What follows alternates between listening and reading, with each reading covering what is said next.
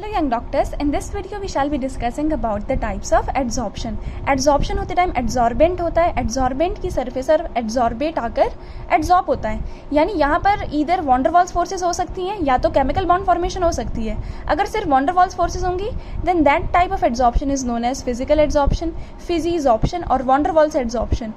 लेकिन अगर यहाँ पर गैसेस और सॉलिड के बीच में, अगर ये गैस एड्जॉर्बेट है और एड्जॉर्बेंट सॉलिड है और अगर इनके बीच में केमिकल बॉन्ड फॉर्मेशन हो रही है, then this type of adsorption is known as chemical adsorption और वी कैन से केमिजॉर्प्शन और लैंगम्यूर एड्जॉर्प्शन. नाउ अगर यहाँ पर van der Waals फोर्सेस हो रही हैं गैस और सॉलिड के बीच में, केमिकल बॉन्ड की फॉर्मेशन नहीं हो रही है, and we very well know कि van der Waals forces are universal in nature. हर दो नॉन पोलर बॉडीज होंगी, उनके बीच में van der Waals forces exist करती ही हैं. So van der Waals forces are universal. That is why ये जो होता है स्पेसिफिक नहीं होता है, it is non specific in nature. किसी के भी बीच में जो है van der Waals फोर्सेस बन सकती हैं. कोई सा भी एड्जॉर्बेंट की सरफेस पर आकर एड्जॉर्ब हो सकता है. It also depends on the कितना एक्सटेंड है फिजिसॉर्प्शन का, डिपेंड करता है नेचर ऑफ एड्जॉर्बेट पर. अब now the adsorbate molecules which have very high critical temperature, जिनका क्रिटिकल टेम्परेचर बहुत ज़्यादा है. फॉर एग्जाम्पल अगर अमोनिया का हम क्रिटिकल टेम्परेचर की बात करें, it is about more than 300 kelvin, तो हम उसको उसके नीचे किसी भी टेम्परेचर पर उसको लिक्विफाई कर सकते हैं. यानी 10 केल्विन पर या नॉर्मल टेम्परेचर अगर हम देखें तो दैट इज़ 273 या 298 केल्विन, तो उस टेम्परेचर पर भी वो ईजिली लिक्विफाई हो जाएगा. So basically what is meant by having high critical temperature is having greater forces of attraction between the molecules of gas. और जिसका critical temperature ज़्यादा होगा, ऐसी gases को बोलते हैं easily liquefiable gases. So easily liquefiable gases के case में भी van der Waals adsorption will be greater, means the gases having high critical temperature are adsorbed more strongly because they have high forces of attraction between its molecules and so they are easily adsorbed on the surface of adsorbent. और ये reversible होता है nature में, क्योंकि gas जो है वो solid पर एड्जॉर्ब हो रही है without the formation of chemical bond, तो डिसॉल्व भी हो सकती है. जैसे गैस सॉलिड पर एड्जॉर्ब होगी, यहाँ पे हीट रिलीज होती है, ये डिसॉल्व भी हो सकती है. अगर यहाँ पे हमने क्या किया, हीट रिलीज हो रही है ना, so this is a kind of what process, this is exothermic process. तो अगर टेम्परेचर इंक्रीज कर दें तो डिसॉप्शन हो जाएगा, या फिर अगर हम यहाँ पे प्रेशर को रेज कर दें तो प्रेशर को रेज करने से गैसेस ज़्यादा एड्जॉर्ब होंगी. प्रेशर को डिक्रीज या टेम्परेचर को इंक्रीज करने से reversible reaction will take place, और टेम्परेचर को डिक्रीज और प्रेशर को इंक्रीज करने की वजह से forward reaction will take place.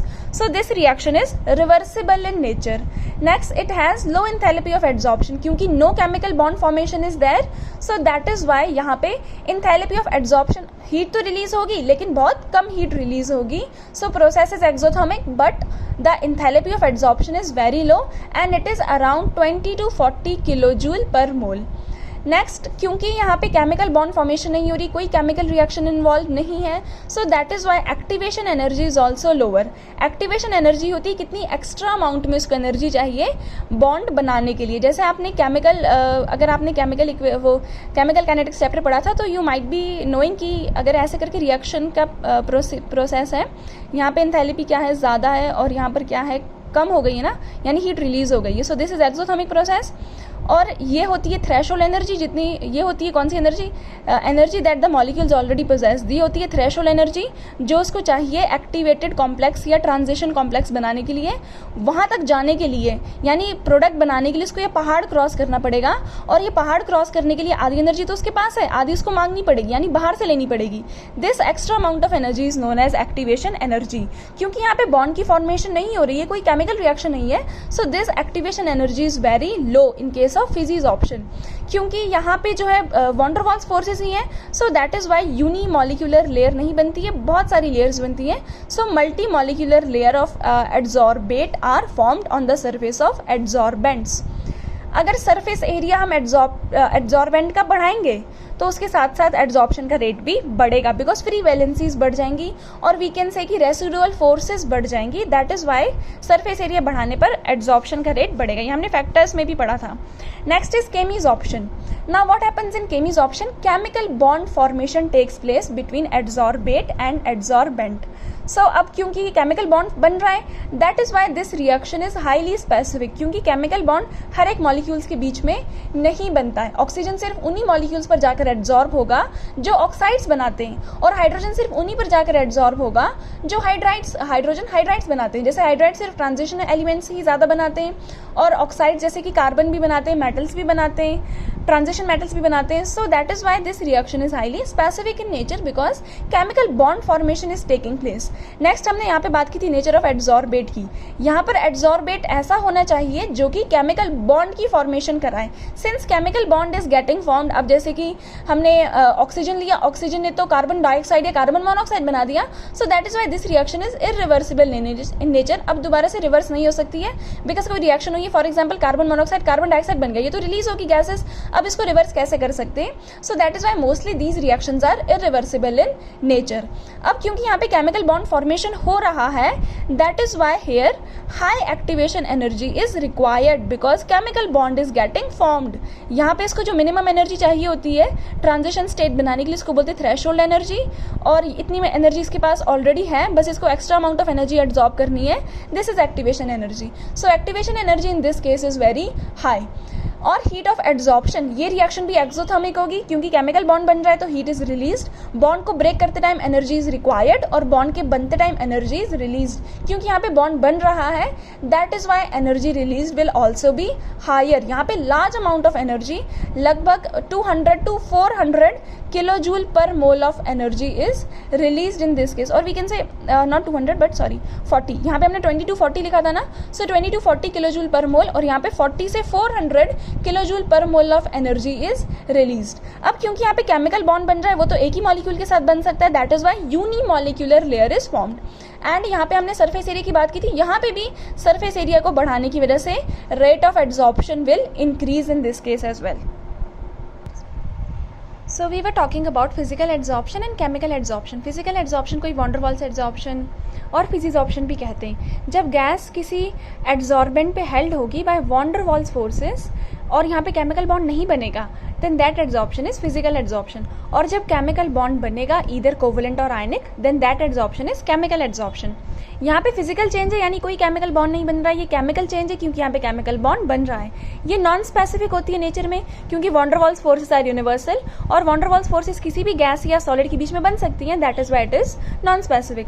लेकिन यहाँ पे केमिकल बॉन्ड बनना है, so that is why this is highly specific. जहाँ पर केमिकल बॉन्ड बनेगा वहीं पर केमिजॉर्प्शन होगा, अदरवाइज नहीं होगा।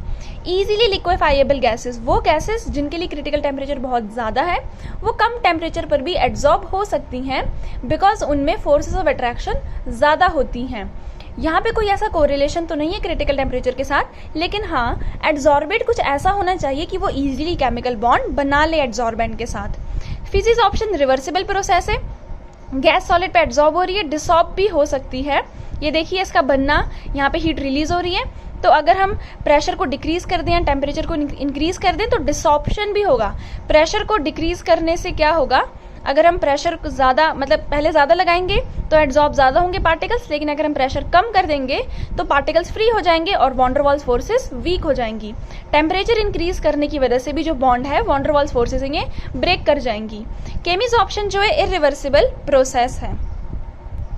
फिजिकल एड्जॉर्प्शन में जो ये भी एक्सोथर्मिक प्रोसेस है, ये भी एक्सोथर्मिक प्रोसेस है। यहाँ पर वॉन डर वाल्स फोर्सेस है, यहाँ पे केमिकल बॉन्ड बन रहा है। Von der Waals forces week हैं तो इनको तोड़ने के लिए, यानी इंथैल्पी ऑफ एड्जॉर्प्शन बनने के लिए जो इंथैल्पी रिलीज होती है वो थोड़ी सी कम होती है क्योंकि यहाँ पे ज़्यादा स्ट्रॉन्ग फोर्सेस नहीं है, बस वॉन डर वाल्स फोर्सेस ही हैं। लेकिन यहाँ पे केमिकल बॉन्ड बन रहा है तो बॉन्ड बनते टाइम हमेशा एनर्जी रिलीज होती है क्योंकि केमिकल बॉन्ड बन रहा है which is much stronger, that is why enthalpy of adsorption is also high. ये डिक्रीज करता है with increase in temperature, why? अब ये भी हमने थोड़ी देर पहले पढ़ा था। एक्सोथर्मिक प्रोसेस है, वहाँ पे जो इसके ऊपर जस्ट अट्रैक्ट होते हैं by van der Waals forces, तो अगर हम टेम्परेचर इंक्रीज करेंगे तो रैंडमनेस बढ़ जाएगी और वो दूर दूर हो जाएंगे, von der Waals forces week हो जाएंगी। लेकिन यहाँ पे केमिकल बॉन्ड बन रहा है और केमिकल बॉन्ड को बनने के लिए इंथैल्पी ऑफ इसको चाहिए, we can say activation energy, extra amount of energy चाहिए बॉन्ड बनाने के लिए, that is why this increases with increase in temperature. It does not require activation energy, but it requires activation energy. यहाँ पे क्योंकि specific नहीं है, कोई भी आके मतलब वॉन डर वाल्स फोर्सेस बना सकती हैं, that is why multi molecular layer बनने के भी चांसेस है हाई प्रेशर पर। लेकिन यहाँ पर सिर्फ यूनी मॉलिक्यूलर लेयर बनता है क्योंकि केमिकल बॉन्ड तो कोई एक ही मॉलिक्यूल बनाएगा ना, दैट इज वाई। यहाँ पे कोई न्यू कंपाउंड नहीं बनेगा, यहाँ पे सरफेस पर कंपाउंड्स बनते हैं। ये इंक्रीज करता है इंक्रीज इन प्रेशर के साथ, और ये भी इंक्रीज करता है with increase of pressure. Mechanism अगर हम देखें तो फिजिकल एड्जॉर्प्शन होगा जब ये मॉलिक्यूल इस पर आकर एड्जॉर्ब होगा जस्ट, और इसमें कोई भी चेंज नहीं आ रहा है, यहाँ पे just van der Waals forces हैं। लेकिन अगर ये फोर्सेस स्ट्रॉन्ग हैं, केमिकल बॉन्ड है और यहाँ पे केमिकल चेंज भी आ रहा है, then this is chemical adsorption. तो ये मैकेनिज्म है केमिकल एड्जॉर्प्शन का। फर्स्ट फिजिक्स ऑप्शन होगा, देन केमिकल एड्जॉर्प्शन, इसमें आपस में चेंज आएगा और ये केमिकल कंपाउंड बनाएगा। अब क्यों सरफेस एरिया इंक्रीज करने पर एड्जॉर्प्शन इंक्रीज करता है? सरफेस एरिया इंक्रीज करने पर जनरली एड्जॉर्प्शन इंक्रीज करता है, वो वाला पॉइंट भी आप लिख सकते हैं, increases with increase in surface area. Why? Because ये क्या था, प्लैटिनम, जैसे ये मेटल है, मेटल को अगर हमने ब्रेक किया इसका सरफेस एरिया इंक्रीज हो गया, so that is why free valencies बढ़ गई, तो अब एड्जॉर्प्शन का रेट भी क्या करेगा, इंक्रीज करेगा।